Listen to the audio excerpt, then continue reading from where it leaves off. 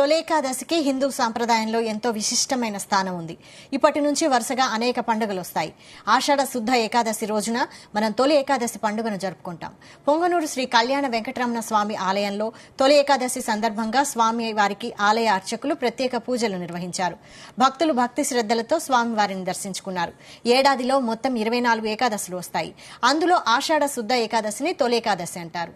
దీనినే పేలాల పండుగ అని కూడా అంటారు. ఈనాటి నుంచి శ్రీ మహావిష్ణువు క్షీరసాగరంలో శేషతల్పం మీద శయనిస్తాడు. అందుకే దీనిని శయనేకాదశి అని భక్తులు విష్ణుమూర్తిని దర్శించి పూజలు నిర్వహిస్తారు.